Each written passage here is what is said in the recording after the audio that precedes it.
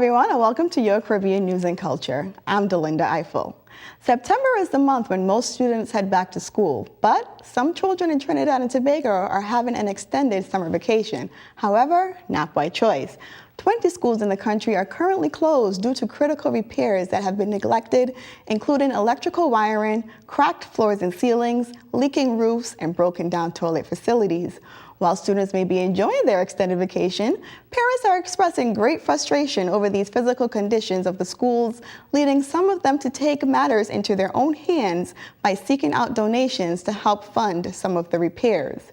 Antonia De Faridas, the vice president of Trinidad and Tobago's Teachers Association, holds the principals of these closed schools accountable for not fulfilling their promises to carry out the repairs.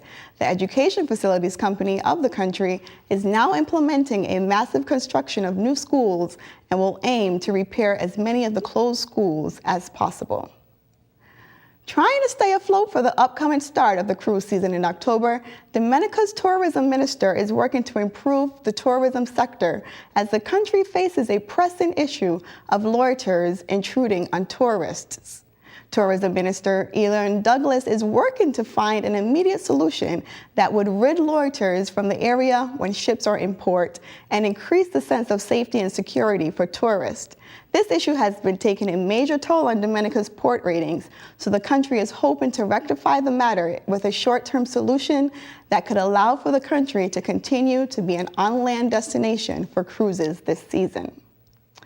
The United Nations World Tourism Organization has elected none other than Jamaica as chair of the Executive Council for the 2014-2015 year. The election took place in late August at the UNWTO's 20th season of the General Assembly. This is the first time that an English-speaking Caribbean country has held the prestige position. The Bahamas and Trinidad and Tobago are the only other Caribbean English-speaking countries that are a part of the UNWTO. The United Nations World Tourism Organization is responsible for generating guidelines and strategies that affect international tourism, and its General Assembly, which is now Jamaica, will lead by employing all of these guidelines and strategies. That's definitely a good look for Jamaica. Moving forward in technological and medical advancement, St. Kitts JNF Hospital has recently opened a new hemodialysis unit, allowing the country to take critical steps in combating the rising case of patients dealing with kidney failure. The unit has 3 dialysis machines and will eventually expand. Well, Barbados is turning a leaf to explore a new chapter that some of us are all too familiar with: tuition fees. Starting next year, the country is requiring all Bajans studying at the University of the West Indies Cave Hill campus to pay tuition fees. Minister of Finance Chris Snickler is looking for this new policy to positively affect the country's budget by $42 million. Hopefully that doesn't affect the willingness for Bajans to want to pursue further education.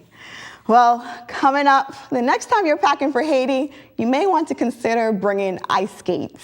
You heard me right, ice skates. I'll let you know what that's all about when we return. We'll be right back.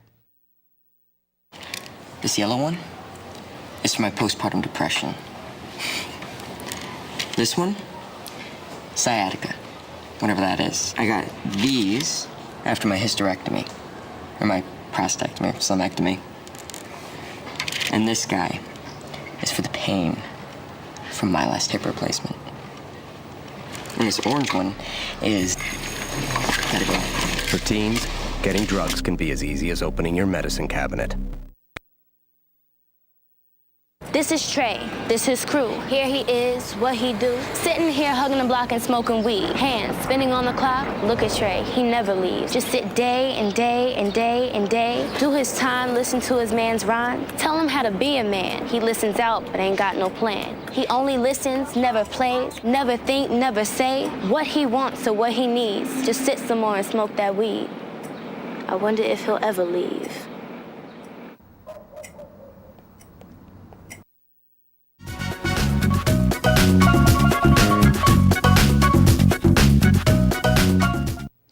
Well, Welcome back, everyone. Natural disasters and catastrophic happenings are all too familiar to the people of Haiti. But in late August, Haitians got introduced to something that's not so familiar: ice skating. The oxymoronic idea was introduced last year when Haiti's tourism minister, Stephanie Valduen, met Francois Iris of the Guadeloupe-based exhibition company to explore creative ways to enhance tourism in Haiti. And the result? Haiti on Ice. The official Haiti on Ice event indeed took place in late August, hosting 4 shows at a basketball gym in downtown Port-au-Prince, where professional international skaters from France, Canada, Russia, and Germany all performed. At a different date, the young people in Haiti were given the opportunity to try ice skating and were provided with the skates to practice. Dancehall reggae music is continuing to expand and seems to be sustaining its appeal to an international audience. Just last week, Jamaican reggae artist Beanie Man made an appearance on BET's 106 & Park, where he and fellow artist Cecile premiered their song titled Thug Life. Reggae artists Ray Wonder and Mr. Vegas were also there on BET, and as you may recall, in this year's BET Awards that aired back in June, they had an electrifying reggae segment. Dancehall reggae took a slow rise to popularity back in the 1990s, but it's rapidly maintaining a strong impact in other genres of music, as demonstrated in Nicki Minaj and Frank Montana's song, Freaks. The 50th Caribbean Table Tennis Championships recently wrapped up in St. Lucia. Being that table tennis is a major sport for the St. Lucians, this overall success of the championship was a big deal for the country. Some other Caribbean countries that participated in the championship include St. Vincent, Trinidad and Tobago, Dominican Republic, and Haiti, just to name a few. Love that body, love life, stay healthy, live long. Who can object to that, right? September 2013 marks the second year since Caribbean Wellness Month was initiated. In September 2011, the efforts to promote healthy living across the world, Guyana started the initiative with a motivational theme: love that body, love life, stay healthy, and live long. The campaign is geared towards preventing diseases and promoting healthy lifestyles. Stay with us, we have lots more straight ahead. We'll be right back. Hey, Lindsay?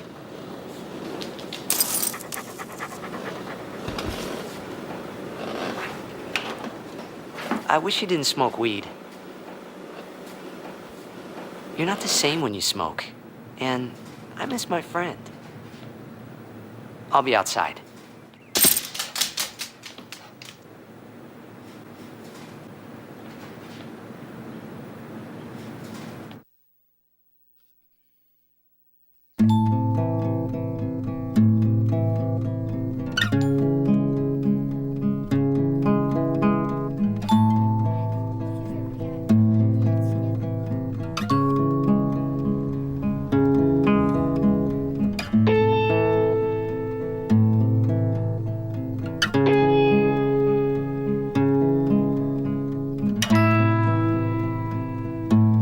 Smoking weed hurts more than just you.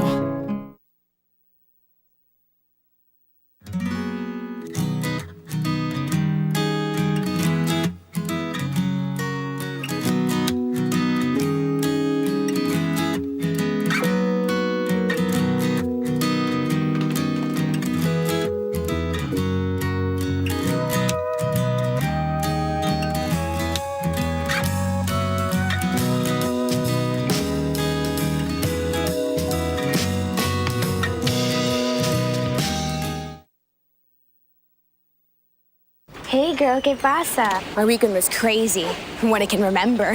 Wait. Slow down, Chica. Take it easy. A what? A picture of me? Who sent it to you? How did she get it? I'm not even friends with her. You gotta send it to me now. This must have been from Saturday night. I was so high. Who do you think got it?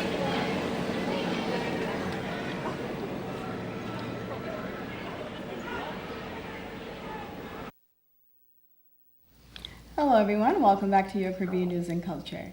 Now it's time for the part of the show where we wind it down a little bit and take place in a chat about things that matter in our community. It's time for a culture chat.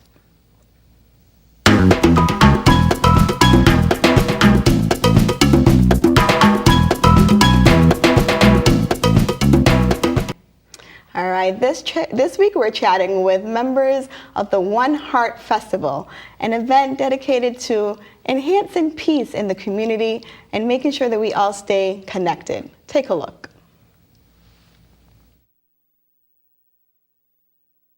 Well, the One Heart Festival was started because of a murder that happened in my family of an uncle in the city of Brotherly Love in Philadelphia.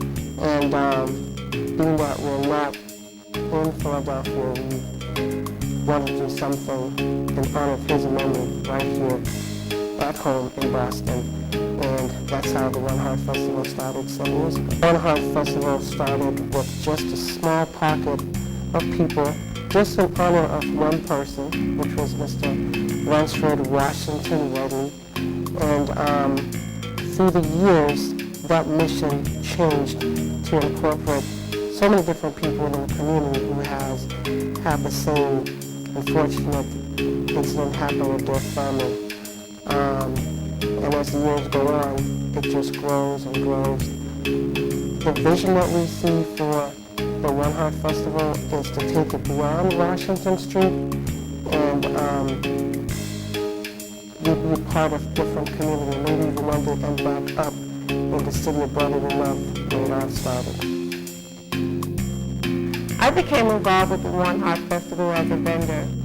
That's when I was first exposed to the mission and the vision this movement was going. And that same year I had a personal loss through murder. My nephew, Travis Davis, was murdered, and it had a huge impact on the family. I'm a very close-knit family, and not only in Massachusetts, but in New York and South Carolina. And I decided that I wanted to be a part of this to help families heal from loss. And also, as being a resident of Massachusetts and a resident of Boston growing up here, I observed how the various communities were becoming distant and how the residents becoming more and more powerless. And I saw the One Heart Festival as a movement that would help empower the communities, help unite the communities, and also it's a vehicle for small businesses.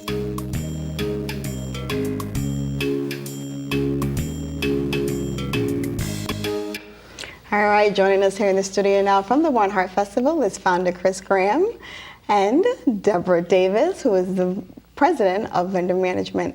Now, Chris, you started the One Heart Festival by the unfortunate murder of your uncle. You did it the first year. Why do you think you needed to continue to do it second year, fourth year, and this year is actually the 7th annual? Why is it important to the community that you continue this One Heart Festival? Well, at first, it was important because it was, a family member, and that's how it started out, as just a family member and bringing a few people together. But as the years went on, you see that the impact was not just within my family, right, but it impacted a lot of different people and had the same situation, tragic, that happened to them. And to bring a community together, not only for the loss of a loved one, but actually rebuilding the community in the sense of, getting to know your neighbors, getting to know the business within the community, and knowing what can be done, to change, a tragedy like losing a family member or anyone losing a family member into something positive. The drive just became, bigger than myself or bigger than my uncle, and I'm sure that he's looking down and saying, this is a great thing. This is good. Absolutely. Definitely smiling. Yeah. Now, Debra, you started off with the One Heart Festival actually as a vendor. And ironically enough, the unfortunate irony actually is that same year you lost a loved one, you lost your cousin. So what is it that led you to want to be a part of planning this? I saw the One Heart Festival movement as a vehicle for families to heal from loss, to help them get through the grieving process, and also another vehicle to unite the communities, which I think is very important. One of the things I believe in is that strong families make strong communities. And I see the One Heart Festival as a movement towards being the glue to help those communities and families to heal. Absolutely. Now, as Vice President of Vendor Management, what types of things go into planning this festival? Lots and lots and lots of work, lots of fun, lots of late hours. We actually start planning the festival immediately after the one closes. The one that was scheduled for this year was September 7th. So we will start our planning in October. We have our first meeting and decide on when the next date would be. Then we will move forward and submit the application in January. And the application have to be submitted, and meeting with the City of Boston Special Events Department has to be done by March 31st. Okay. So we start early, Yeah, right? Immediately after the festival is done, yeah. Right, it's one after the other. Now, that actually leads us into something that's a little strange this year with the One Heart Festival. Instead of the festival this year, there's actually an Appreciation Day on the same day, but it's being held at Loren's Island Cuisine, which is the restaurant you own. And usually you guys have it in this lot, which is kind of your neighbor next door to the location of the restaurant. Right. And the lot isn't the most flattering place to be or to hold an event. Talk to us about the change. Why is the One Heart Festival not taking place today? Why is it instead an Appreciation Day? Well, the One Heart Festival, we, like you mentioned, it's always held in a lot. It's 661 Washington Street. The lot over the years have become not the best place to be. You have abandoned cars, you have needles, you have just things that's not supposed to be Absolutely. there. I don't want to say it on camera, you know. And I just felt, and my, you know, the members of my committee also felt like we're at the point where we're bursting out at the seams.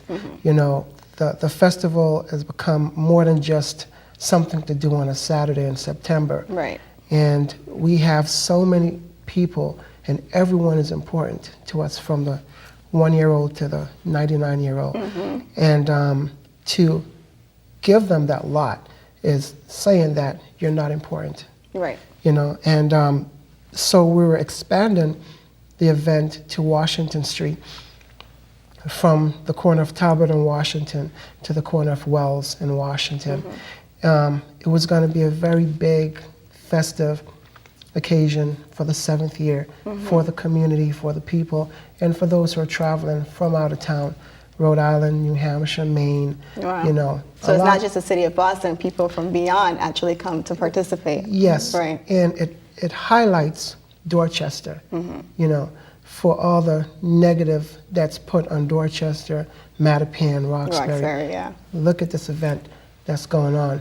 So the unfortunate thing is that we had a roadblock, and not to mention, you know. The parties involved in blocking the road. Right.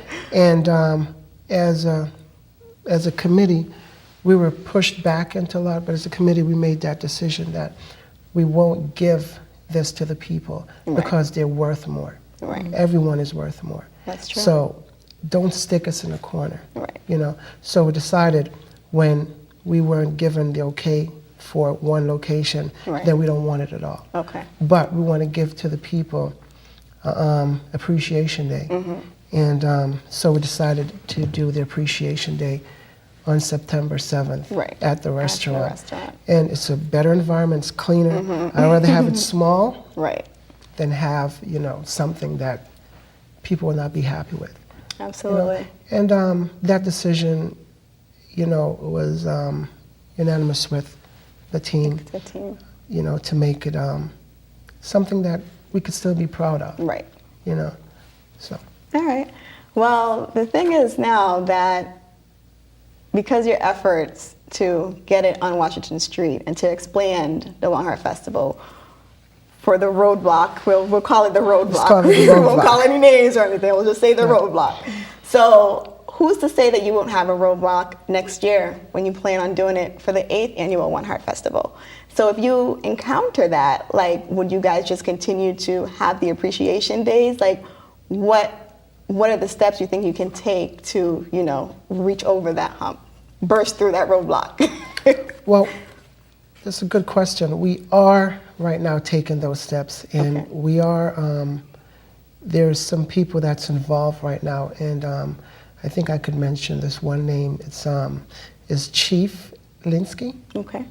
He came and he spoke to me. He was a wonderful person. That's my first conversation with him. Good. And he said, you know, come next year, this will happen. Okay. You know, So good. whether it be on Washington Street or wherever it is, but it will not be in that lot. You know, and that's the stand we're going to take. Okay. So I definitely call on the higher powers to let Dorchester have that day. Right. You know, let Codman Square have something to be proud of. Right. And not stick us in a lot. In a lot. You know, so if it doesn't happen next year, we will do something. You know, but if God allows us all to be around for next year, count on it happening. Okay. If it's not on Washington Street, it will definitely It'll be somewhere that we all could be proud of. Okay, good. Now, Deborah, you know, a lot of the times the community, you know, members of the community, they're not aware of the things you guys go through to plan the event. We just show up, we eat the food, we listen to the music, we buy the stuff from the vendors. So people that enjoy the One Heart Festival, people that believe in its mission and, you know, its vision, what as a community member can they do to help push forward efforts of the One Heart Festival? Support the One Heart Festival. Support it by participating each year. Okay. Spreading the word throughout their families, through their friends and neighbors.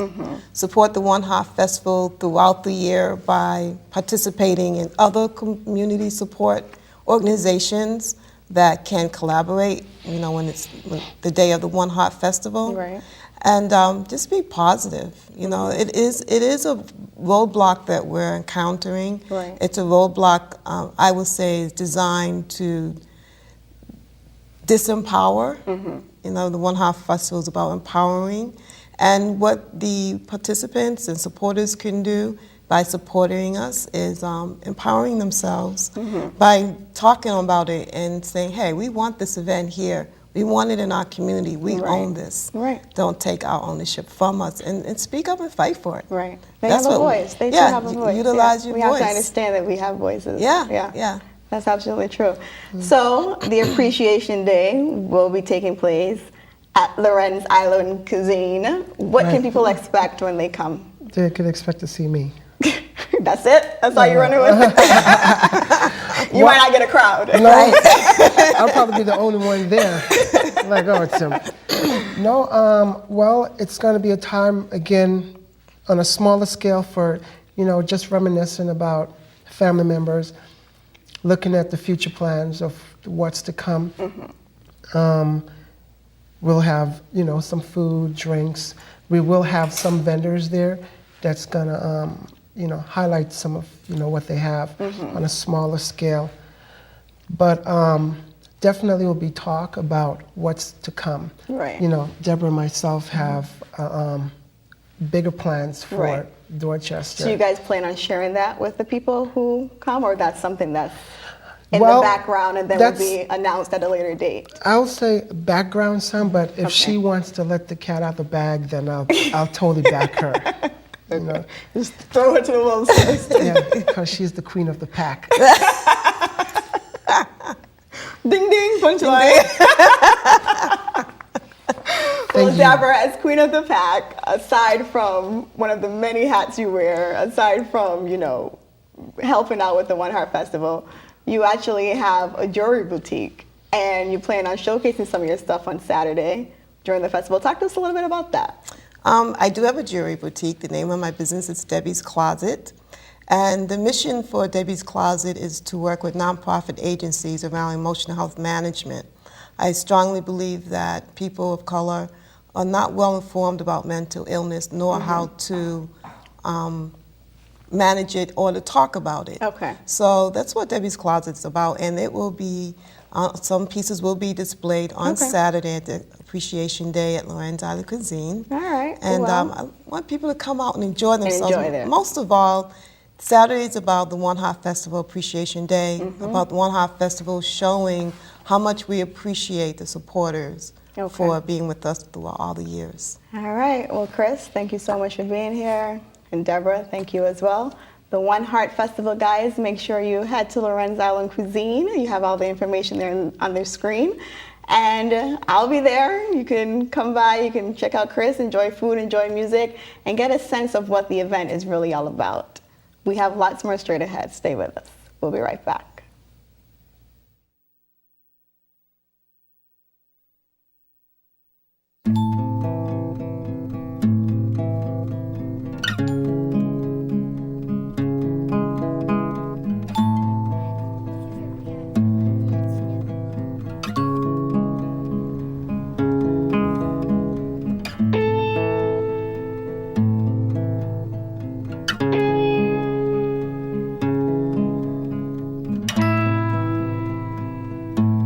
Smoking weed hurts more than just you.